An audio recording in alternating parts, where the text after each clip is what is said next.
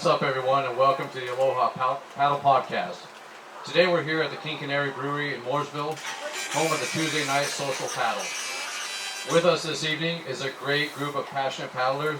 They're out here enjoying this beautiful weather and adult beverage, and to listen in to today's podcast. Today we're joined by someone who is doing incredible work in our community through the 24 Foundation. The 24 Foundation is a Charlotte-based nonprofit focused on supporting people affected by cancer, not just medically, but emotionally, financially, and through survivorship.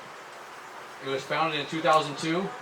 Its mission is to bring communities together to make an immediate impact on the lives of those facing cancer.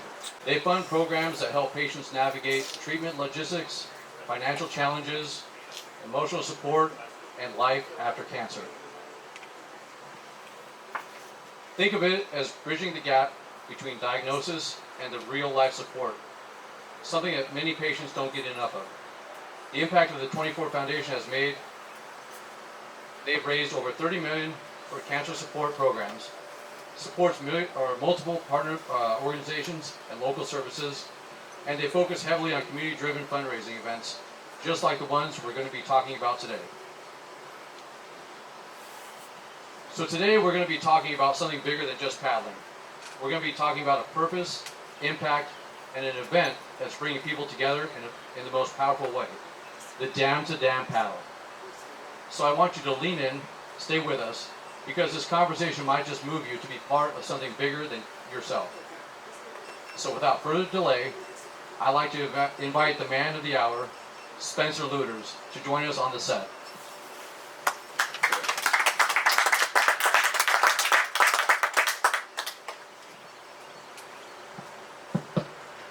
Hey, Gabe. Hey, Spencer, how's it going? Great. So Thanks for glad you having me. joined us. So Spencer is the founder of the 24 Foundation. The entire movement started with one simple but powerful idea. In 2001, Spencer decided to ride his bike for 24 straight hours around a loop in Charlotte to raise money for cancer patients. That ride became the 24 Hours of Booty, which then turned into the 24 Foundation. What makes this story powerful is it wasn't a big organization. It started as one person taking action. It then grew into a community movement. It's built on the idea that anyone can show up and make a difference. And that's the idea that I love, that just any one of us can start with an idea and look what it snowballed into, right? So I want to start off by asking you to give us a little bit of your background story. What were you doing before 2001 and the 24 Foundation? Yeah, again, thanks for having me. So just to explain to folks who are here at the brewery and people watching, there is a place in Charlotte called the Booty Loop. Okay, I didn't name it the Booty Loop. It's been called the Booty Loop for a long time. 3-mile loop that people run and ride on. So the Booty Loop was there. But to your point, I just had this idea about riding my bike on the Booty Loop for 24 hours. I thought it was hilarious to call it 24 Hours of Booty. No idea. I had no permission, no permit, no idea if I could even make it. But I wanted to make a difference. And so sometimes just having an idea, and that's just sort of my mindset of just let's just try it, see what happens. And it has turned into something pretty incredible and has impacted thousands of people's lives. So I'm really grateful for that. But to your question about what I was doing before that, not doing fundraising and not running events, I had no idea how to do either one of those things. I was trained as a mechanical engineer and a patent lawyer, so I was doing like real technical, stuff. And this just sort of came out of me. Like I just felt like I had to do something about cancer, and I like to ride my bike a lot, and so I. Really, since that first ride, a lot of things happened that changed my life, and I've rejiggered my life to make sure that 24 Foundation and the cancer support we provide continues. Yeah, that's awesome. That's so awesome. And so it just started with this idea that I'm sure you probably rode that loop time and time again, right? And then some crazy idea came in your mind, like, what if I do it for this duration, right? Yeah, like I'd ridden, the year before I'd ridden the Blue Ridge Parkway from top to bottom with my dad. And that was a cool father-son moment. We raised money for the cancer community. But I was riding actually on the booty loop one day, contemplating how I could top that. And it was in August, and I remember coming down this part of the loop, and I was like, I can't. What am I going to do to top that? I don't. I'm an associate at this law firm. I got all these hours I have to do. I can't take all this time off. And I was like, oh my God, nobody's ridden this thing for 24 hours. So I don't know how I'm going to do that. I had to borrow a bike at the time. It was crazy. I don't know. I don't even know how I did it, but I did it. 312 miles. It was magical. The event started one way and finished the other way, and that's what set me off in this whole journey of doing this and continuing on. So it's been a great ride. So what did your family think at the time when you told them that you were going to do this? Crazy. Yeah, my wife's like, "What are you doing? What's it called?" we have a little baby at home. Like, what are you talking about? But it went great, and I'll tell you what happened on that ride. When I started it, I'm a bike racer, so I'm thinking about what gear am I in? How do I have enough to drink? Am I in the right gear? All the what's. Like, what am I doing? What about what? And so imagine this, where there's just me riding on the booty loop, and up ahead I see someone, a bike rider in someone's driveway, and I ride by them, and they get on their bike and they catch up to me, and they're like, "Hey, are you the guy riding for 24 hours?" I'm like, "Yeah." And they're like, "Hey, I'm John. I'm a cancer survivor. I heard about what you're doing, and I want to ride with you." And so I'm like, "Cool, John. What's your story?" And then I would hear this story. And then a couple hours later, there's another person right up to me. "Hey, you guys riding for 24 hours?" And yeah. "Hey, I'm Jane. I lost my sister to breast cancer. I want to ride with you a lap in her memory." And then that happened at midnight, happened at 4 in the morning, it happened throughout the 24-hour period. And so by the end of this, I'm like, okay, wait a minute.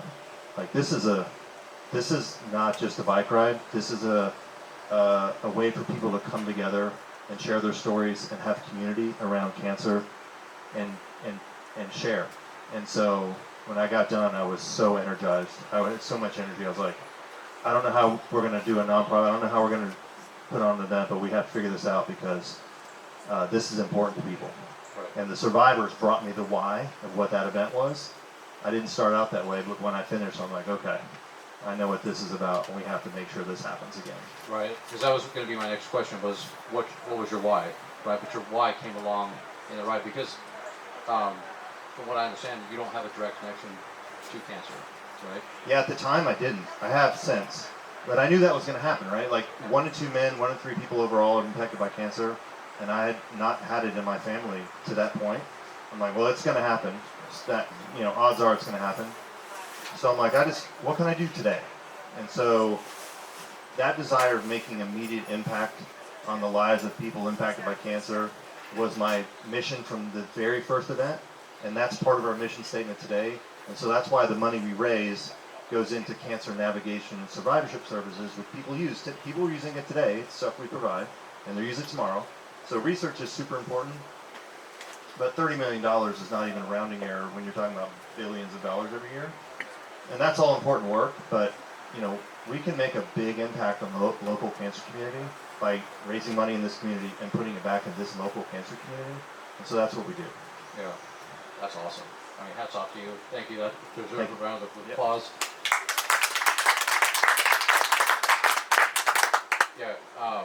Yeah, I think it's so inspiring because I like to talk about the power of one, right? And so thank you to you, and hats off to you for having that inspiration and just, being proactive, because it all starts with one person. And when you're passionate about something, that's where the connection comes, and other people see it. Sometimes they don't know how to get involved or where to start. And it takes that one person that's bold enough to take that step for other people to go, wait a minute, there's somebody that's out there that's like me or that's doing something for me. And so thank you for doing that, for being that person that starts that avalanche in a great way, right? So now let's talk about the Dam to Dam paddle, because it's not just another event, right? This is something that's pretty spectacular. So let's go into that, because that's what we're here to talk about, is this paddle event. Yeah, so this idea of dam to dam, we paddle from the bottom of Mountain Island Lake Dam down to Lake Wiley Dam, and it's just about 24 plus miles. So it's an all-day deal, but it has a lot of parallels to 24 Hours of Booty. So 24 Hours of Booty is not a race. It is just a ride where people, ride as much as or little as they want, honestly, or walk or run or ruck or whatever it is, for this 24-hour period. With Dam to Dam, we're going from top to bottom, and but it is not a race either. Like, we just get out there and paddle together and have community amongst the people that are paddling with us. And so we've been growing it slowly every year. It's our 4th year doing it, and it's really fun. It is. I think if you're a serious paddler, like, it's a piece of cake. Half the people who have done it with us have never paddled before, and everybody finishes. So we're not going super hard. It's fully supported. We have pontoons everywhere. We're feeding people. We have all the drinks. We stop for lunch. But it's a way for people to come together on paddleboards and commune together, share stories. Why are you paddling? Who are you paddling for? It's just different. I mean, really, this point-to-point paddle like this, no one really doing around here. And so, a buddy of mine does something similar in Austin, Texas, and with his permission, we're doing it here. Right. That's awesome. What a great idea. I think it's super cool to take, like what you said before, is you already rode a bike, right? How can I turn that into something that can impact other people? So now you're saying, okay, let's do it with paddleboards, right? So we already paddled. So here we are at the social paddle here tonight, and we have a great group of paddlers out here. And that's just the thing. It's like, you're already doing something that you love. It's something you're passionate about. Why not take that and make it impact somebody else? So I think that's just such a beautiful thing. So tell us a little bit more about the details of the event and how it all works. Yeah, so it's on the 24foundation.org website, and you apply and give us your why, and we're welcoming everybody to do that. If you're accepted, it's free to do. There is a fundraising requirement that helps us raise the money to go to the cancer community, and then we do a series of 4 practice paddles leading up to the event. The event's June 12th. It's on a Friday, and the morning of the event, we meet at the finish line. We bus everybody up to the start, and then the boats are waiting for us, and all our paddle boards and everything, and then we go down river, and we're there. It takes all day basically, and we come and we have a big finish line celebration at the end, and celebrate the fundraising and have some fun. It's awesome. That sounds like a great time to me. It's super fun. So what are some of the stories that, this being your 4th year doing it, right? I'm sure there's some people that come up to you, whether along the way or at the end. Like, what has that impact made on them that they didn't think was going to happen on the onset, and all of a sudden they just feel like this impact just overcame them? Yeah, we've seen all that. At 24 Hours of Booty, we've had people who want to ride a certain distance because they're riding, like, I lost my mother at 88 years old, I'm going to ride 88 miles in her memory. We've also had people on the paddle side say, hey, my dad and I were gearing up to do a paddle in Lake Wiley, and we never got to do it because he passed. So I'm doing this ride in his memory, and they want to go. They want to put their eyes on the Lake Wiley Dam at the end of the day and have that sense of accomplishment, but also have a real purpose for being out there. And then I've had plenty of people say, we were out there on the water, and near the end, I'm getting fatigued. And I just had to keep putting the paddle in the water because I know my friends who were going through chemo and they're going through it. I'm going to stay in the fight with them, and I'm going to keep putting the paddle in the water until I get to the end for them. And so it helps people focus. So if we're not racing, you have time to think about why you're out there, and you're around other people, and you can kind of motivate each other, but also really think hard about why you're out there and who you're paddling for. Yeah, it's almost like a moving meditation, right? Yeah. Because you're in that one spot. I wouldn't say you're alone with your thoughts, but at some point in time, you're there with just your thoughts, and you can be, just in that present moment, which I think is, in today's fast-paced society, like, that's something that we don't give ourselves that gift of just being, present with our breath and our thoughts and all those, those intangibles. I wanted to ask you, I saw on the sign-up sheet, so it asked the participant, what's your favorite song, favorite snack, favorite beverage, and favorite movie quote or inspirational saying. How does that play out during the event? I think it's just good to capture that stuff because you can have some fun with it during the event. And then I made up some sort of awards at the end, which I think if they fit a certain person, they get a special award just to have a little fun with it. But I think it just sort of paints the picture about who's out there. And so we come together at the kickoff, and everybody introduces each other to each other and get to know each other. And then so when you get out on the practice paddles and we show up at the event, you kind of know each other already, and that's pretty cool. Like we started small with 10 people the first one, and we're growing it organically slowly. At some point, if we have 200 people out there, it might be hard to do that. But right now, it feels like a little family. And so at the end of the event, right before we go to the finish line, I actually stop everybody and we get off. We sit down on the boards, lay down on the boards, and say, like the meditation. Like we sit down and say, guys, we just did this. Like, and it's pretty special. Like, I don't care if you're a seasoned paddleboarder or not. 24 miles is epic. I mean, in one day, like that's a long way. So it's totally doable.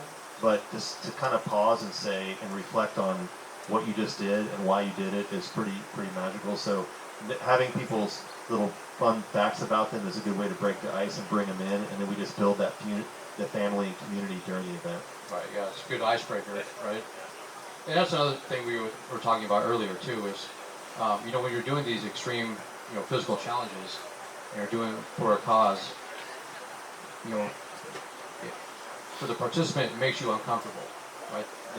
The pain that you endure, or what just coming out of your comfort zone, and it not being the most pleasurable moment, so to speak, at times, that helps you relate to that person that's going through chemo, right? That's sitting in their hospital bed. That's and it builds that connection for that person that you're fundraising money for, and that community that you're fundraising money for, and I just feel like it makes it that much stronger between the paddler and that person that's doing it, or you're doing it for, they can't do it for themselves, right? So what kind of experience can someone expect that goes beyond just paddling? How do you mean in terms of fundraising?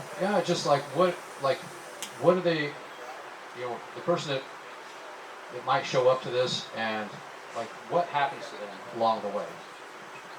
Well, they have a range of emotion, and they have a range of physical experience, I would say.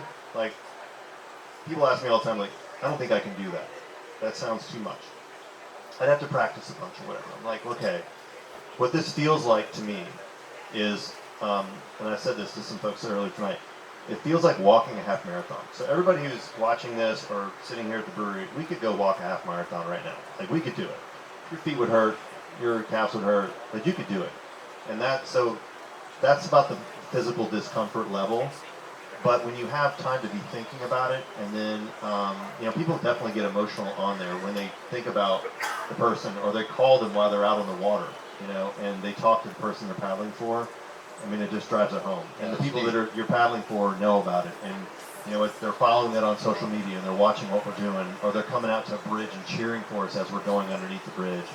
So, but ultimately, this sense of community, like this sort of like brotherhood or sisterhood that we have, this family, we're paddling together. Like, people don't forget that. You just did something epic with 40 other people, 50 other people. Like, that's pretty special. And so there's this bond that happens that they want to come back next year and do it again. And one of the things that I really focus on, 24 Foundation has gotten deep into the community because all I really care about is building the community. Like, the money that we raise is super important, but it wouldn't be there without the community. So I always think about, how does this impact the community? How do we grow the community? How do we keep people together? And doing things like this together is a great way to do that. Right. Yeah. And community is unity, right? I mean, that's bringing everybody together. That's what it's all about. What is the criteria that you have to meet as a participant, as a paddler? Do you have to be an ultra experienced paddler? Can you be a novice paddler? Just somebody that's interested in it, somewhere in between? Yeah, like I said, half the people have never paddled before, so that's why we do these 4 paddles. You have to do at least one. So our folks at Goat Boater who train us and are out there on the water with us can check you out and make sure you know that you have good technique, or have a technique to say. But there's people who just say, "What do we like?" There's a type of person that says, "That sounds crazy. When do we start?" You get folks like that, but then you people say, "I want to do this for this reason," or people who are like, "I paddle all the time. I just want to be on the water as much as possible." So it's a little bit of everything. Just like at Booty, you got people on mountain bikes and beach cruisers, and you have people in full lycra with pro bikes. Like you get a little bit of everybody, and I think so far we've seen that at Dam to Dam. We got people with zero experience to people who are racing. Yeah. And that's a lot to be said, like with our event, you know, on Tuesday nights, is when I tell people that we have a social paddle out here at Canary, you know, a lot of people say, well, I don't have the core strength, and I don't, that's right, but we have a lot of people that sit down and paddle, we have a lot of people that, you know, stand up on their knees, whatever it is, but more or less just come out and join, right? And so to me, I feel like that's what it's all about, is just get out there and put the wheels in motion and go out there and just be in action, right? So if someone is watching right now, what's the first step that they should take today? I would say go to the 24foundation.org website, and there's a link right there for Dam to Dam, and fill out the application, send it in, and you'll be hearing back from us in a week or two. And we're going to get busy with the practice paddles and bringing people together, the kickoff, and you'll learn. Like you'll see and get at least a lesson in there with it's complimentary, it's included, and just get a feel for it, and then just kind of get ready. People go out and train, and if they feel like they need to, they can go for it. That's probably a smart thing. If you get as comfortable as you need to, that's what we do 4 lessons. But that's what I would do first. Get on the website, check it out. You can see where all our money goes, what it goes for, the programs we do. You know, we're 25 years in, and all our stuff is on the website. Everything we do. Awesome. So those training paddles are down in TUK, Fort Mill area, right, with the Go Boater? Yep. Right. And I just want to say, you know, hey to Meg and Robin. There's some great people. I got my start at the Go Boater down there in 2021 when I was just getting into paddleboarding. So they do a wonderful job down there, and they'll make sure everybody's safe and all that kind of good stuff. So that's so awesome that you paired up with them, and I can't say enough good things about them down there. So I want to take a moment and just go through some Q&A if we have any with the audience. Let's see if we have any questions. Wait, we have a question right here. Your name? Jen, The question. my question is, what would you say to someone on the fence about registering? So the question is, what would you say about someone on the fence about registering? Yeah. So for Dam to Dam specifically, you know, it's the way we raise money is mainly through peer-to-peer fundraising. So when you register, we will give you a sign-up page where you can you can customize it. Your own photos. You can type in your why. You can make your own message, and that's something you can send out to friends and family.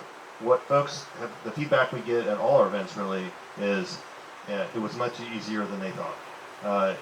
When people find out what you're doing and why you're doing it, it's easy for them to support.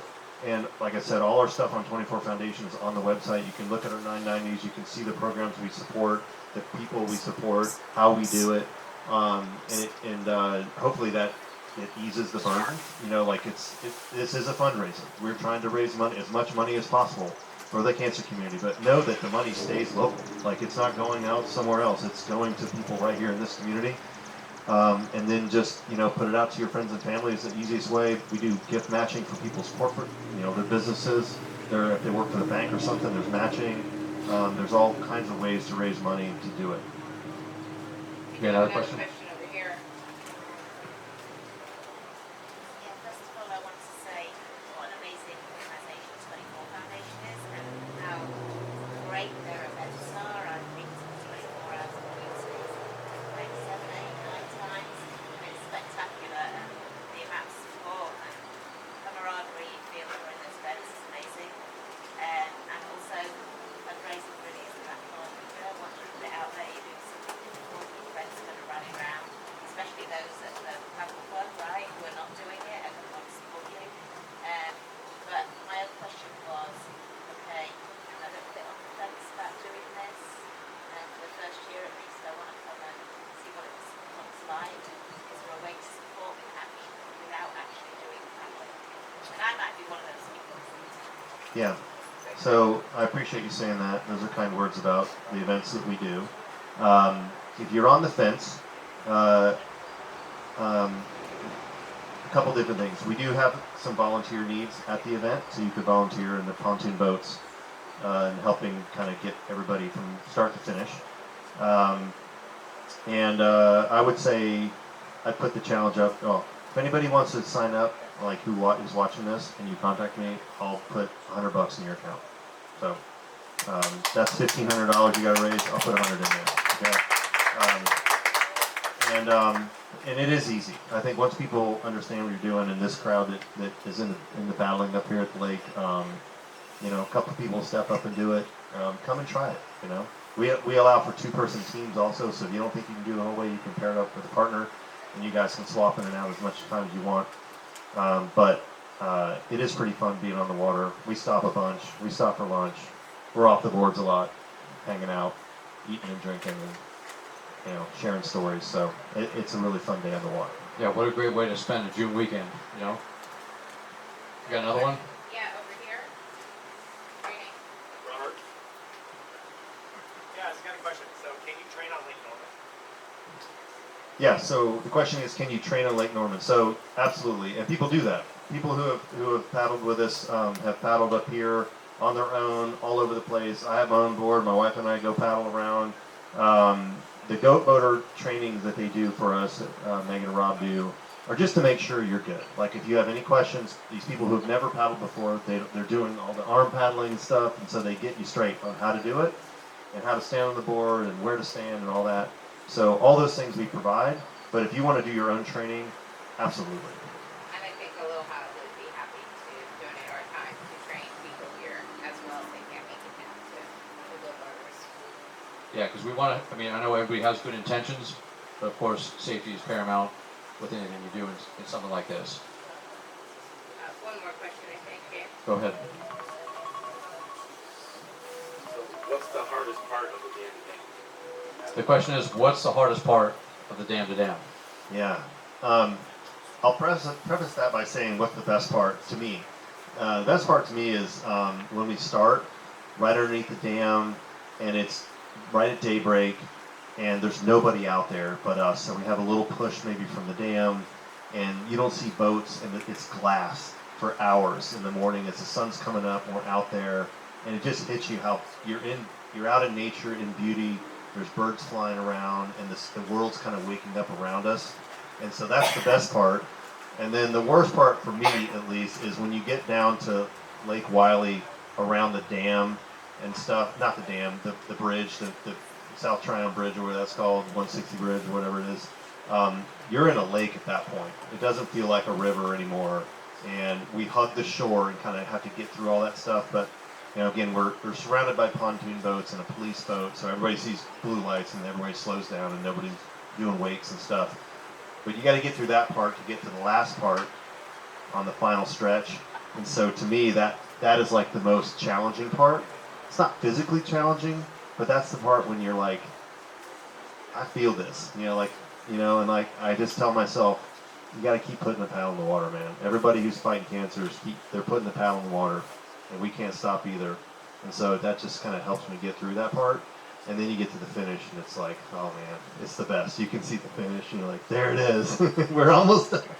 Almost done. Well, tell us about that. And everyone's usually sitting down at that point and wants to sit down and get off their feet. But all the volunteers come and take the boards, and you just get to celebrate and share stories and celebrate with your friends and family. So it's a fun moment at the end, and a great way to wrap up the day. Yeah, that beginning sounds amazing too. Just the way you described it, like, a lot of us go out in both, right? But paddleboarding, you really get to slow down, and you really get to enjoy the scenery and what's going on around you at such a different speed, and really take it in and soak it in. And that's something, like, again, with our fast-paced lives and how everything goes around us, just that we can appreciate that much more. That's just a gift to your own self, being able to experience that while you're out there on the water. Do we have any other questions? Yeah, we talked about, you said something about eating and drinking along the way, and we have some thirsty people here at the brewery. They were questioning that drink. Yeah. So I'll put it this way: we provide everything. So you don't have to have your own board. You don't have to have your own paddle. You don't have to have your own personal flotation device. You don't have to have your own food or drinks. We provide everything. So during the event, again, we're stopping. The boats are fully stocked. Huh? The drink tonight. Joe, drinking tonight. Oh, yeah. So if people are thirsty, who are here, if you're watching this, I'm sorry because you're not here. The folks who are here, though, we are eating and drinking during the Dam to Dam, but we are going to drink tonight. So why don't we do a round on me? Everybody who's here wants to get around. It's on me. Celebrate, kick off the Dam to Dam. Happy to do that. And there is some of that during the Dam to Dam as well. We're having a good time on the water. I'll put it that way.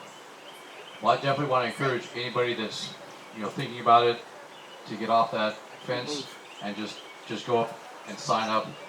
If you want somebody to train with and paddle with, I will be there for you to encourage you to go out there and do this. For yourself, for somebody else. I will put myself out there and definitely invest that time for you guys out there if you need a training partner as far as that goes. So I don't think we have any other further questions. So I just wanted to say this is why we do this, is to make an impact. It's not just to paddle, not just to be on the water, but to create moments that matter, to connect people to a purpose, to something bigger than themselves. So if you felt something today, don't ignore that. Get involved, show up, and be a part of it. Because movements, they don't happen by accident. They happen when people decide to step in and step up. So thank you for being here with us tonight. And as always, be here where every paddle tells a story and make yours count. Thank you to Spencer for being here with us, the 24 Foundation, and everything that they're doing. And thank you tonight for being here with us. Have a good evening.